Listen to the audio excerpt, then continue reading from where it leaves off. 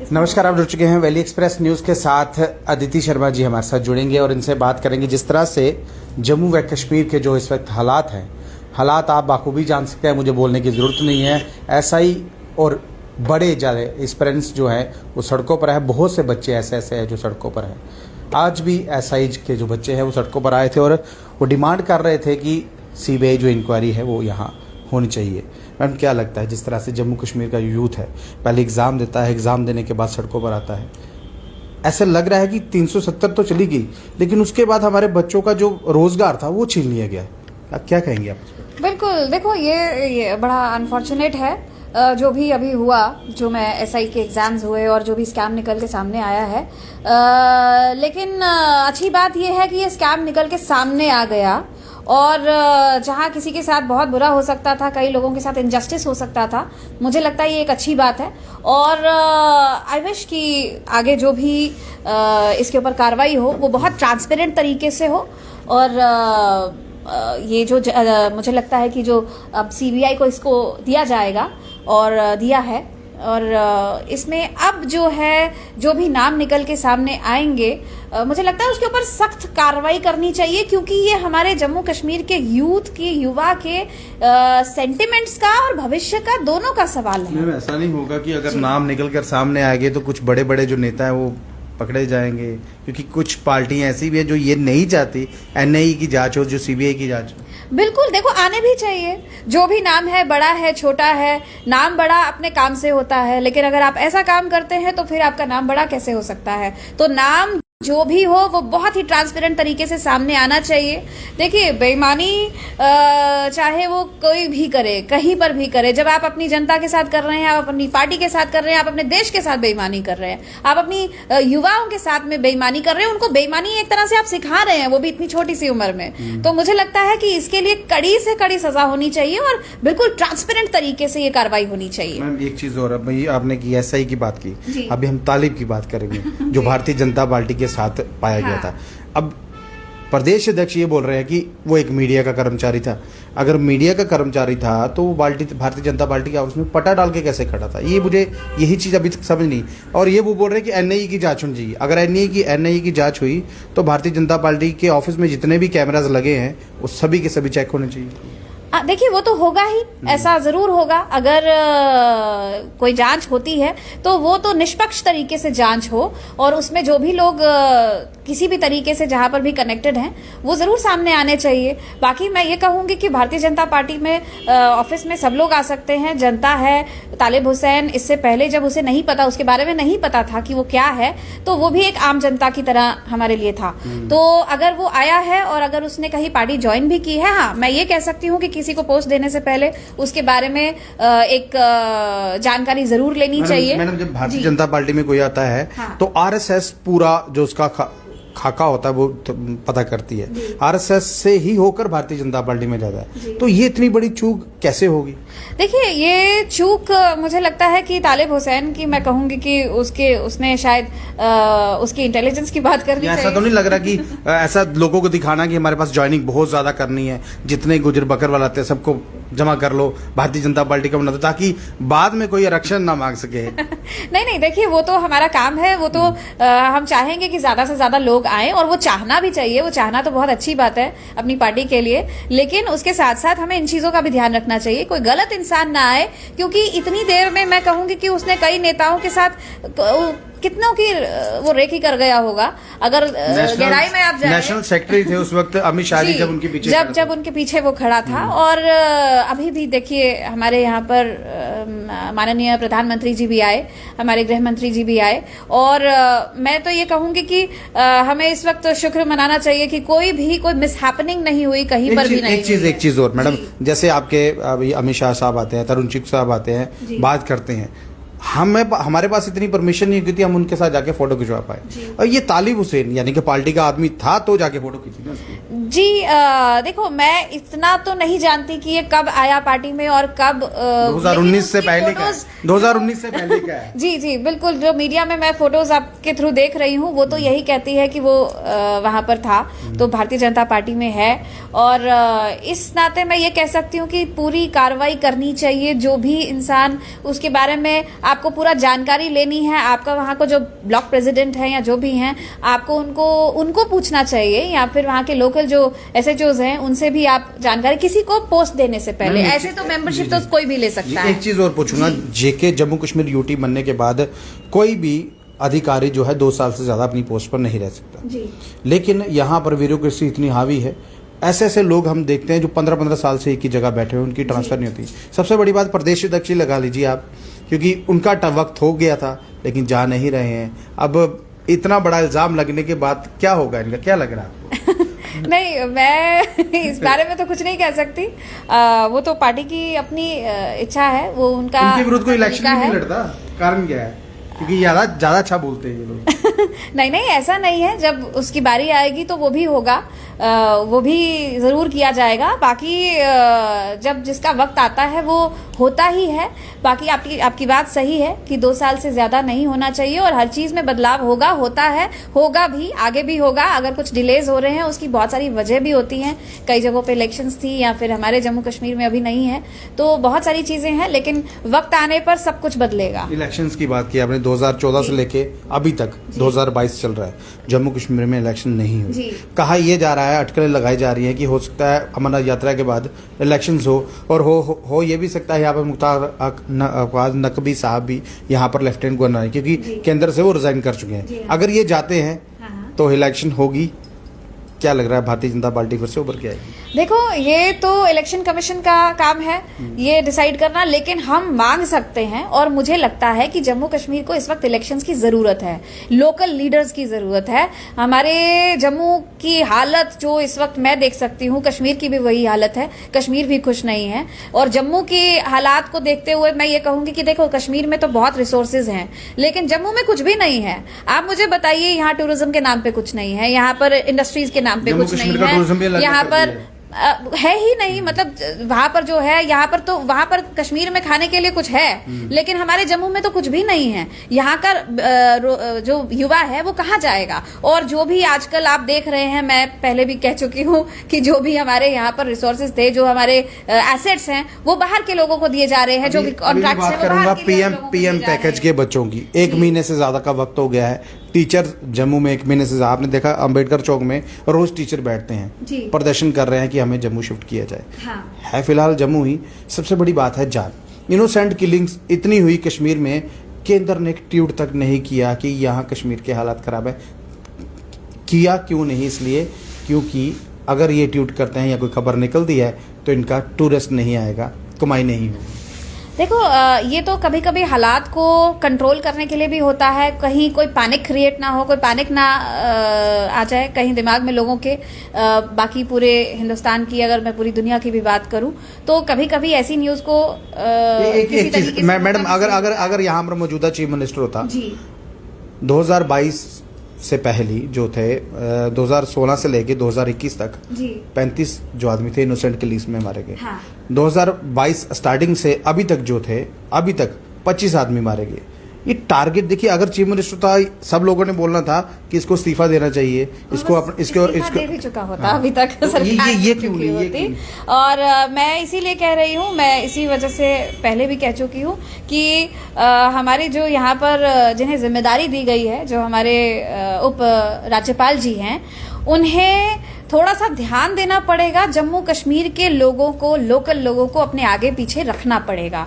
मैं इसी बात पे ज्यादा से ज्यादा जोर देती हूँ कि उन्हें जम्मू कश्मीर को जानना है। जम्मू कश्मीर के हालात जानने के लिए आपको सबसे पहले अपने आगे पीछे, अपने एडवाइजर्स, अपने जो भी आपके जो कार्यकर्ता जो भी आगे पीछे हैं, जो थे वो तो निकल गए, फारूक खान साहब तो रिजाइन कर गए, बिल्कुल, जो इनको चला सकते। जी, जो भी इमीडिएट आपके ऑफिसर्स हैं, उनको आपको कम से कम लोकल जम्मू कश्मीर के होने चाहिए, ताकि वो आपको जम्मू कश्मीर की वाकई में जो स्थिति है वो बता सके। मैंने एक चीज पूछूंगा, और जम्मू में आकृतियां बनाई जा रही हैं, जम्मू को सजाने का काम किया जा रहा है, लेकिन ठेके यूपी, राजस्थान को दिए जा रहे हैं। देखिए, यूपी में इसलिए दिए जा रहे हैं क्योंकि मनोज सिन्हा साहब वहां से है। अब वो लोग बेरोजगार हैं, और हम लोगों के पास इतनी नौकरी है कि हमारे पास काम ही नहीं है। जम्मू कश्मीर का ठेकेदार, टेंडर, कॉन्ट्रैक्टर वो फ्री बैठा हुआ है। अब इतना बड़ा फ्लाईओवर का काम लगा हुआ है ना, स्टोन क्रशर वाले यहाँ पर फ्री बैठे हुए हैं क्योंकि उनकी गाड़ी नहीं चल रही थी। अगर थोड़ा बहुत काम इनको देते तो हम भी कहते हैं कि केंद्र सरकार कुछ कर रही है। हाँ बिल्कुल, देखिए केंद्र सरकार नहीं, यहाँ पर तो मैं सिर्फ उपराज्यपाल जी की बात करूंगी क्योंकि ये टेंडर्स लेने का काम उन्होंने किया है।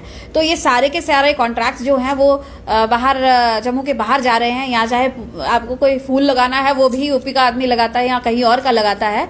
तो ये एक बहुत गलत बात है, इसको मैं गलत कहूंगी। तो आपको अगर कुछ करना है तो सबसे पहले जम्मू कश्मीर के लोगों के नोटिस में लाइए कि हम ये चीज करना चाहते हैं। अगर आप में से कोई, अगर इनमें से कोई करने के लिए समर्थ नहीं है तो फिर आप कहीं बाहर जाएं, किसी और स्टेट में जाएं, यूपी में जाएं या कहीं पर भी जाएं, किसी भी प्रदेश में जाएं। लेकिन सबसे पहली प्रायोरिटी जो है वो जम्मू कश्मीर को देनी चाहिए, क्योंकि देखिए 370 के बाद, जब हटने के बाद हमारे जम्मू कश्मीर के पास खैर मतलब अभी हमें बहुत कुछ बांटना पड़ रहा है बाहर के लोगों के साथ, चाहे वो नौकरियां हैं चाहे कुछ भी हैं, लेकिन फिर भी जो कुछ हमारी एक डिस्टर्ब स्टेट रही है जम्मू कश्मीर, और इतने कई सालों से, पिछले कई सालों से, डिकेड्स से हमने जम्मू कश्मीर ने जो सहा है वो शायद बाकी स्टेट्स ने नहीं सहा। और हमारे जम्मू कश्मीर के आगे बाकी स्टेट्स बहुत आगे हैं, यूपी बहुत आगे है, सब लोग हैं, सबके पास बहुत रिसोर्सेज हैं, लेकिन यहाँ पर नहीं है। जम्मू कश्मीर के पास कुछ है और कश्मीर के पास तो फिर भी मैं कहूंगी, लेकिन जम्मू के पास क्या है, मैं उसी के बारे में पहले आपसे बात कर रही थी। ना यहाँ पर टूरिज्म है, ना कुछ और है, ना कोई हेरिटेज साइट्स आपने इतनी डेवलप करके रखी हैं कि मतलब यहाँ पर कोई लोग आएंगे। मुझे बताइए, अब ये श्रीनगर सीधा ट्रेन जा रही है, तो आप बताइए कश्मीर, जम्मू के पास आपने क्या छोड़ा है? जम्मू में है क्या? जम्मू को पठानकोट बना दिया ना जम्मू में है क्या? आप मुझे बताइए ना कि यहाँ पर युवा क्या करेगा? जो नौकरियां थी तभी लेख बना रहे हैं। अब ये जो फ्लाईओवर है उनको लाइटें कर रहे हैं, लाइटें देखने यूपी से कोई आएगा? देखिए कोई नहीं आएगा यहाँ पर। आप मैं उस फाउंटेन की भी बात कर रही थी कि एक बाहु फोर्ट में एक आपने फाउंटेन लगा दिया, उस फाउंटेन को उद्घाटन करने के लिए आप आते हैं। तो मतलब ये छोटी छोटी चीजें आप देकर हमें खुश करना चाहते हैं। जिस दिन उसका उद्घाटन किया था टिकट थी 100 रुपया मात्र। और सबसे बड़ी बात, एक चंडीगढ़ की फैमिली उस फाउंटेन को देखने के लिए आई, टिकट ली हुई है, अभी आधा घंटा भी नहीं होता लाइट बंद हो गई। करोड़ों का प्रोजेक्ट है और वहां पर एक जनरेटर नहीं लगाया है। बिल्कुल बिल्कुल, पावर क्राइसिस, पानी का क्राइसिस वहां पर बिल्कुल है। और अभी ये मुझे लगता है 3-4 दिन पहले दोबारा शुरू हुआ है, वो बंद हो चुका था। तो लेकिन सिर्फ फाउंटेन से आप जम्मू को कुछ नहीं दे सकते हैं। और बाकी जो छोटी मोटी जो कॉन्ट्रैक्ट्स हैं यहाँ पर, वो अगर आप बाहर के लोगों को दे रहे हैं, और वो काम करने के लिए भी बाहर से ही लोग लेकर आ रहे हैं, वो उनको यहाँ पर काम करने के लिए भी, लेबर के लिए भी आप जम्मू के लोगों को नहीं ले रहे, वो भी अपने साथ वहीं से लेकर आते हैं। तो आप मुझे बताइए, आप जम्मू को बनाना क्या चाहते हैं? कश्मीर को क्या बनाना चाहते हैं? हमारे जो ऑफिसर्स हैं वो देखिए, वो साइड लाइन करके बैठे हुए, कहीं पर केएस ऑफिसर, मुझे लगता है कि एक केएस ऑफिसर जो है वो एक डीसी की पोस्ट पे सबसे अच्छा काम कर सकता है, क्योंकि वो नीचे से चलकर आया है, वो लोगों के संपर्क में है, ग्रास रूट लेवल से ऊपर आया है। बिल्कुल, अब तो चलो बंद कर दिया। आप आईएएस की बात करें, लेकिन कम से कम हमारे जम्मू के ऑफिसर्स तो लगाइए आप कहीं पर, उनको अपने ऐसी जगह पे लगाया जहां पर कोई काम नहीं करना होता, उनको एक क्लरिकल ड्यूटीज दी हुई हैं। लेकिन आपको अगर आपने अपने एडवाइजर्स के लिए कोई ऑफिसर रखा है अपने आसपास, तो वो आपने रखा है बाहर का, जिसको कोई ज्ञान नहीं है जम्मू कश्मीर का, जिसको ये भी नहीं पता है कि जम्मू में कौन सा नगर कहां पर है, ये कुछ नहीं मालूम है उसको, कौन सी जगह कैसी है कुछ नहीं पता। कोई सरपंच, हमारे कोई किसी लोकल लीडर्स के बारे में उनको कुछ नहीं मालूम है, तो वो किस तरीके से यहाँ पर कामयाब हो सकते हैं? मुझे समझ नहीं आ रही उपराज्यपाल जी यहाँ पर किस तरीके से कामयाब होंगे इस तरीके का अपने आगे पीछे एनवायरमेंट क्रिएट करके, और जम्मू के लोगों के बीच में वो अपनी क्या छवि छोड़कर जाएंगे? मतलब आज वो भारतीय जनता पार्टी से कनेक्टेड हैं कहीं ना कहीं। मैं भारतीय जनता पार्टी से ताल्लुक रखती हूं, और मैं अपनी पार्टी, हमारे प्रधानमंत्री जी मोदी जी, उन पे मुझे बहुत गर्व है। लेकिन इस तरह की बातों की वजह से हमारे पार्टी का भी इमेज खराब होता है हमारे साथ। मतलब मुझे लगता है कि कहीं ना कहीं वो कनेक्शन बहुत लोग इस वक्त जो मौजूदा इस वक्त जो पावर में है ना भारतीय जनता पार्टी के लोग, उनसे खफा है लोग उनको देखना नहीं चाहते। इसमें कोई शक नहीं है, जम्मू कश्मीर के लोग खफा हैं। कश्मीर के अब मैं जम्मू की बात करूंगी, जम्मू के लोग जो हैं वो भी आज खफा हैं, चाहे वो उपराज्यपाल जी के काम से हैं, चाहे वो हमारे पार्टी के काम से हैं, क्योंकि कहीं ना कहीं हमारी पार्टी का ही कोई काम नहीं हो रहा। काम यही हो सकता है ना। आज की डेट में क्या है, जो नौकरियां थी उसमें स्कैम्स निकल रहे हैं। आपने एक एसआई का नौकरी का स्कैम निकाल दिया, उसके पीछे जो हुए हैं एग्जाम्स, उनको क्या करना है? आप उसमें कैसे कह सकते हैं कि उसी एजेंसी ने वो काम सही किया है? ऐसा नहीं हो सकता। अगर आपने वो आज एक चीज का आपको स्कैम निकल के आया, बाकियों का तो बाहर ही नहीं आया आपका। 1460 दिन की नौकरी, यानी कि 4 साल की नौकरी जो बच्चों को दी जा रही है, क्या लग रहा है मैडम 1460 दिन में बच्चा वहाँ रह पाएगा, सेट हो पाएगा। जब तक वो सेट होगा उसको तो घर भेज दिया जाएगा, जाओ जी घर जाओ, रिटायर हो गए। देखिए, मैं आपको इस बारे में एक छोटी सी बात कहती हूँ कि इसके लिए एज रखी है इन्होंने 17 साल से लेकर 23 साल। मुझे लगता है कि हमारे ये पहली बार भर्ती में है, उसके बाद 21 हो जाएगी। हाँ बिल्कुल, तो उसके बाद 21 हो जाएगा। आप मुझे बताइए कि हमारे हिंदुस्तान में ऐसा वर्ग भी है, ऐसा लेवल भी है लोगों का जो 10th के बाद या 12th के बाद पढ़ाई नहीं कर सकते हैं, ठीक है। तो उसमें उनके पास कुछ ऐसे रिसोर्सेज भी नहीं है जो पढ़ भी सके या फिर अपना काम के बच्चे हैं, जी हाँ, या फिर अपना काम कर सके कोई नया। तो ऐसे में मुझे लगता है कि 17 साल की उम्र में अगर एक बच्चा जाता है और अगर 3 साल के बाद 4 साल के बाद अगर वो एक अच्छा अमाउंट लेकर आता है तो वो अपनी आगे की पढ़ाई 21-22 साल जो है वो बहुत बड़ी उम्र नहीं होती है। 22 साल की उम्र में एक बच्चा मेहनत करके, खुद की मेहनत करके और वो भी देश के लिए अपना काम करके एक अच्छी अमाउंट लेकर आता है, 11 लाख 11.5 लाख लेकर आता है, तो उससे वो अपनी पढ़ाई भी आगे कर सकता है या फिर कोई और नौकरी की बात कर सकता है या फिर मैं आपकी बात से सहमत हूँ। अगर 11-11.5 लाख लेके आता है, क्या गारंटी है कि ये सरकार महंगाई नहीं करेगी? अगर सपोज कीजिए 300 रुपए लीटर पेट्रोल हो गया तो 11 लाख क्या करेगा वो? देखिए, ये आपकी बात तो बिल्कुल सही है, लेकिन इसका उसके साथ मैं नहीं वैसे देखो 300 रुपए लीटर अगर पेट्रोल हो गया मैडम, हर चीज के रेट जो है वो डबल हो जाएंगे, वो 11,11,000 के बराबर हो जाएंगे। देखिए, ये इस बात से तो हम सब लोग प्रभावित होंगे अगर ऐसा होगा। महंगाई अगर इस स्तर पर बढ़ती है तो इस पे तो मैं किसी एक इंसान या किसी एक वर्ग की बात नहीं करूंगी, हर वर्ग का इंसान इससे प्रभावित होगा। आप एयर टिकट्स देखिए, आप हर चीज, आज तक हर चीज जो है वो इसी से चलती है, ईंधन से ही चलती है। तो मुझे लगता है कि ये तो हर किसी को अफेक्ट करेगा और ऐसा होना नहीं चाहिए। 61,000 मुलाजिम जो है वो सड़कों पर हैं, PHCs के मांग कर रहे हैं, मार खा रहे हैं, 3-3 घंटे पुल भी बंद किया, कुछ नहीं हुआ। DC मैडम आई, आश्वासन दिया, चले गए। लगातार प्रदर्शन कर रहे हैं, कोई भी बात सुनने के लिए राजी नहीं है। हाँ, लेफ्टिनेंट गवर्नर साहब ने एक कमेटी बैठा दी है, बायोमेट्रिक लीजिए, जो नहीं आएगा उसको बाहर का रास्ता दीजिए।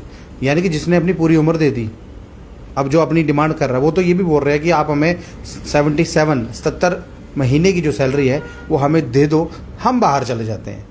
वो एक वन टाइम इन्वेस्टमेंट मांग रहे हैं, हमें दे दो, हम चले जाते हैं। अब आप ठेकेदारों को दे दोगे तो इनको कैसे पानी चलेगा? जम्मू में आपको पता मैक्सिमम पानी की जो प्रॉब्लम है वो है, हर तीसरा एक आदमी जो है वो किडनी पेशेंट है। किडनी पेशेंट, जब पानी साफ नहीं आएगा तो किडनी पेशेंट तो होगा। लेकिन सरकारों को इससे कोई लेना देना नहीं। मोटे मोटे दामों में किडनी की दवाई महंगी है, हार्ट की दवाई महंगी है, दवाई महंगी कर दी है, लेकिन आदमी कैसे स्वस्थ रहे वो नहीं है। देखें, देखो, ये तो गलत बात है और ये ज्यादती है डेली वेजेस के साथ में।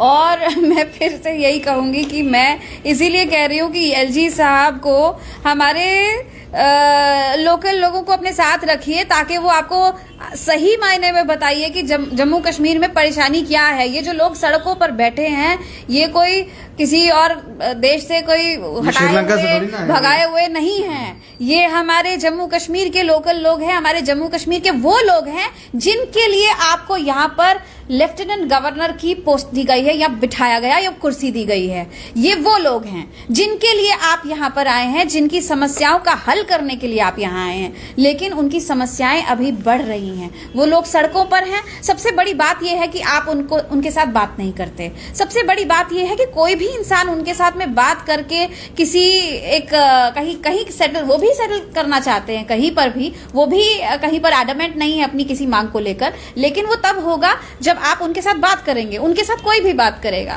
ये जो कमेटी बनाने की बात है ये बहुत देर से चली आ रही है, 2019 से भी पहले से ये सब कुछ, उससे पहले भी था, लेकिन 2019 से पहले भी ये सब कुछ हुआ था और उसके बाद खैर कोरोना आ गया, लेकिन ये सब कुछ तब भी चलता रहा। सुब्रमण्यम जी ने भी जब CS थे हमारे यहाँ पर, चीफ सेक्रेटरी, उन्होंने भी एक कमेटी बनाई थी, उन्होंने भी एक रिपोर्ट मांगी थी। इनफैक्ट सेंटर ने भी एक रिपोर्ट मांगी थी कि अगर 2019 की बात, अक्टूबर की कर रही हूँ, इनसे मांगी थी कि अगर हम इनको परमानेंट करते हैं तो बजट कितना आता है, कितना बर्डन बढ़ेगा जम्मू कश्मीर के ऊपर। सब कुछ हो गया था, लेकिन किसी ना किसी वजह से उसके बाद में फिर मुर्मू जी भी यहाँ से चले गए, जो हमारे इससे पहले जो राज्यपाल जी, उपराज्यपाल जी तो खुद ही चले गए, क्योंकि ईमानदार आदमी थे, वो जम्मू के हालात देख के वो चले गए। बिल्कुल, मतलब अब जिस वजह से भी वो गए, लेकिन उसके बाद में फिर ये आए हैं।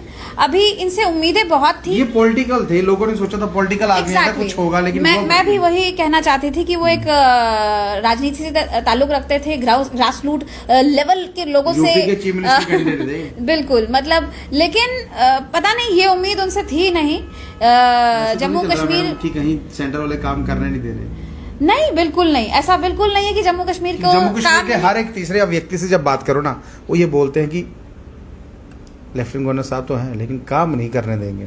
नहीं, बिल्कुल नहीं, ऐसा बिल्कुल नहीं ये है। लोगों का कहना है। नहीं, ऐसा ये गलत है। देखो, लोग जो देखते हैं वो बोलते हैं, जो सोचते हैं मुझे नहीं मालूम ये उनके अंदर धारणा कैसे आई है, लेकिन मैं हमेशा आपको ये बात कहूँ कि अगर सेंटर केंद्र के नोटिस में अगर कोई बात आती है तो उसमें बहुत जल्द सुधार नहीं होगा। पहली बार ऐसा हुआ है, पहली बार ऐसा हुआ कि सेंटर ने खुले दिल से जो जम्मू कश्मीर के लिए वो पैसा जो था दिया। पहली बार इतना बड़ा बजट आया, लेकिन मैडम वो बजट लगता हुआ कहीं नजर नहीं आया, सिवाय म्युनिसिपैलिटी की नालों के स्मार्ट सिटी बनाई है, पूरा बस स्टैंड तोड़ दिया है। और सबसे बड़ी बात, यात्रा चल रही है, यात्रा पर पूरे जम्मू कश्मीर को सजाया जाता था, इस वक्त इन्होंने खुदाया हुआ है। जी हाँ, देखिए ये बहुत बात आपने अच्छी बोली कि यात्रा के वक्त पूरे जम्मू को सजाया जाता था, बहुत कुछ। मतलब ये ब्रिजेस आपको, हमारे जो 3-4 ब्रिज है हमारे मेन, ये बहुत अच्छा आपको नजर आता था, बिल्कुल पेंट वगैरह सब कुछ होता था। लेकिन पहली बार ऐसा हुआ है कि जम्मू को सजाया नहीं गया। हम किसी का वेलकम करने के लिए बैठे तो हैं, लेकिन आपको कहीं पर भी ऐसा कुछ, वो एक त्योहार की तरह मनाया जाता था कि यात्रा शुरू हुई है। बिल्कुल, ये एक त्योहार की तरह मनाया जाता था। पहली बार ऐसा हुआ है कि ऐसा नहीं है, तो ये कुछ अच्छी बात नहीं है, अच्छे लक्षण नहीं है। तो ये मैं फिर कहूंगी, हमारे उपराज्यपाल जी को एक नसीहत देना चाहूंगी कि पहली बात कि आप अपने आगे पीछे यहाँ के लोकल लोग अपने साथ रखिए, और दूसरी बात, जम्मू के जो लोग सड़कों पर बैठे हैं उनसे बात करिए। आपका काम है उनसे सीधे बात करिए। अगर आप नहीं कर सकते, उन्हें समझाना आपका काम है, उन्हें सेटिस्फाई करना आपका काम है। जिस भी तरीके से, देखिए, कोई भी वो कोई जानवर तो है नहीं, कोई भेड़ बकरियां तो है नहीं। जम्मू के लोगों को आप इतना लाइटली नहीं ले सकते। जम्मू के लोगों को आप कुछ समझते ही नहीं है, ऐसा कैसे हो सकता है? एनएचएम के बच्चे उपराज्यपाल से मिलने के लिए गए और 30 सेकंड, टोटली 30 सेकंड के लिए उपराज्यपाल साहब मिले, यानी कि आए और चले गए, हो जाएगा। वो बच्चे बाहर आज भी सड़कों पर है। हाँ, बिल्कुल, वो भी सड़कों पर हैं। और आपने बिल्कुल सही बात की, 30 सेकंड का जो वक्त उन्होंने दिया, मैं नहीं जानती कि ऐसा वो क्यों कर रहे हैं। ऐसे बहुत सारे और भी लोग आते हैं, जैसे ये कॉन्ट्रैक्ट्स की बात करते हैं तो वो 30 सेकंड तो नहीं लगाते, अंदर बहुत वक्त लगाते हैं। तो अगर आप उनको वक्त देते हैं तो आपको इनको भी वैसा वक्त देना पड़ेगा। और दूसरी बात, बहुत इंपॉर्टेंट बात, हमारे जम्मू कश्मीर का जो रेवेन्यू है वो जम्मू कश्मीर के अंदर रहे, जम्मू कश्मीर के तक ही रहे, उसको बाहर मत लेकर जाइए। अनलेस एंड अनटिल यहाँ पर कोई काम करने के लिए आपको समर्थ नहीं लगता, सारा पैसा तो इस वक्त मैडम म्युनिसिपैलिटी खा रही है। मोटे मोटे पेड़ हो गए उनके, खाने के लिए लगे हुए, क्योंकि जम्मू कश्मीर में काम लगा हुआ है। मैं मान रहा हूँ अच्छा काम हो रहा है, लेकिन हो कहाँ रहा है? तोड़ने के लिए। देखिए, साइंस कॉलेज में जो आकृति बनाई गई थी, फुटपाथ बनाया, बहुत अच्छा लगा। मेरे सहयोगी पत्रकारों ने खबर भी की, लोग बड़े खुश हुए। जैसे ही वो खबर थोड़ी बैठी, इन्होंने उस फुटपाथ को हटाया और नाला बनाना शुरू किया। बिल्कुल, वहां पे नाला बनाने का। अब वो शाम को रोड जब वो चलता है ना, वहां से बड़े बड़े गाड़ियां आती हैं, एक्सीडेंट होते हैं वहाँ। जी बिल्कुल, ये सही बात आपने कही है। और दूसरी बात, वो जो आकृतियां जो बना रहे हैं, वो भी कॉन्ट्रैक्ट जो है वो बाहर के लोग ले रहे हैं। बिल्कुल, हमारे जम्मू में भी ऐसा बहुत आर्ट है। हमारे जम्मू कश्मीर को भी आप आजमाने की कोशिश कीजिए। मैं यही कहूंगी कि जब ये कॉन्ट्रैक्ट निकला था तो कौन से पेपर पे आया था कि हम ये बनाने की कोई कॉन्ट्रैक्ट या टेंडर देने जा रहे हैं, या यहाँ पर दीवारों पे ये करना है, तो कौन से अखबार में निकला था? जो हमारे जम्मू कश्मीर के लोग जो हैं वो वहां पर उन्होंने टेंडर नहीं डाला, यहाँ पे निकाला होगा, इसलिए यूपी। तो ये देखिए, ये गलत बात है। इस बात की मैं कड़ी निंदा करती हूँ। देखो, ये बात ऐसी है जिसे आप बिल्कुल भी अवॉइड नहीं कर सकते, इग्नोर नहीं कर सकते। ये जम्मू के लोगों की, उनके हक की बात है। सबसे पहला हक ये है कि हमारी चीज हमें मिले। मैं एक चीज और आपके साथ, इसके साथ साथ जोड़ूंगा। जिस तरह से यूपी वालों को टेंडर मिला है, उनके पैसे भी रिलीज हो रहे हैं। मैडम, यहाँ के जो कॉन्ट्रैक्ट है, काम इतना करके दिया हुआ है, करोड़ों रुपया जो है ईडीआई से लेना है, करोड़ों रुपया जो है म्युनिसिपैलिटी से लेना है, लेकिन देने का नाम नहीं है। और जब टेंडर देते हैं उसमें लिखा जाता है, साफ साफ लिखा जाता है 15 दिन में आपके पैसे रिलीज होंगे। वो 15 दिन तो दिखते नहीं कहीं। एक कॉन्ट्रैक्टर एक ऐसा था जिसकी मैंने खबर की, वो पीएचई के ऑफिस में सुसाइड करने के लिए चढ़ गया, उसको चीफ इंजीनियर ने नीचे उतारा, फिर जाके उसके पैसे रिलीज किए। देखिए ऐसा तो होगा ही, वो तो एक वहां पर जाकर उसने सुसाइड करने की कोशिश की। ऐसे कई लोग हैं जो जिनके घर के हालात शायद ऐसे नहीं होते, वो शायद करोड़ों रुपए के लोग हैं, लेकिन उनके पास उनके बिल्स जो हैं आज तक अंदर फंसे हुए हैं, बिल्कुल रोके हुए हैं। तो मैं यही कहूंगी कि और जम्मू कश्मीर के साथ ही ऐसा होता है, यानी कि खुशहाली बरहाली जो ठेकेदार है उनके पैसों पर की जाएगी। फिलहाल तो यही हो रहा है, और यही बात मैं अभी कुछ दिन से केंद्र के नोटिस में भी लाना चाहती हूँ कि आपको अब जम्मू कश्मीर पे थोड़ा सा ध्यान देना पड़ेगा, और आपको बात करनी पड़ेगी यहाँ के हमारे जो भी जिनको आपने जिम्मेदारी दी है, जिनको आपने वो कुर्सी दी है, उनके साथ आपको ये बात करनी पड़ेगी कि जम्मू कश्मीर का हक तो दो, कम से कम जो हमारा हक अपना है वो दीजिए। हम कोई भिखारी नहीं है, कोई बाहर से मांग नहीं रहे हैं, कोई आप खैरात बांटने तो नहीं आए हैं यहाँ पर। हम अपनी चीज अपने लिए मांग रहे हैं, हम आपसे बाहर से भी कुछ नहीं मांग रहे। अल्ताफ बुखारी ने आज एक बयान दे दिया, ये कहा कि तिरंगा जो कश्मीर में लहराया जाएगा, बहुत अच्छी बात है, क्योंकि भारतीय जनता पार्टी ने बोला था हर घर में तिरंगा होगा, लेकिन बुखारी साहब ने आज समर्थन किया है। देखिए तिरंगा हमारा हक है, हर जगह लगना चाहिए, कश्मीर में क्यों नहीं? बिल्कुल होगा, कश्मीर में भी और जम्मू में भी, ये हर जगह के लिए, हर घर के लिए है। और ये अल्ताफ जी ने अगर ऐसा बोला है तो अच्छी बात है। हम तो चाहते हैं कि हर कोई कश्मीर का हर एक नागरिक इसका समर्थन करे, और अच्छी बात है, और ये होना भी चाहिए। अगर आप समर्थन नहीं भी करते तब भी आपको लगाना पड़ेगा, तो समर्थन किया है तो अच्छी बात है। बहुत धन्यवाद मैडम। देखिए यहाँ पर सबसे बड़ी बात मैं आपको बता दूं, 370 के बाद तिरंगा हर जगह हर घर में लहराया गया, और लहराना भी चाहिए, लेकिन 370 एब्रोवेशन के बाद जम्मू कश्मीर में जो काम बोले गए थे अच्छे होंगे, खुशहाली बरहाली जम्मू कश्मीर इस वक्त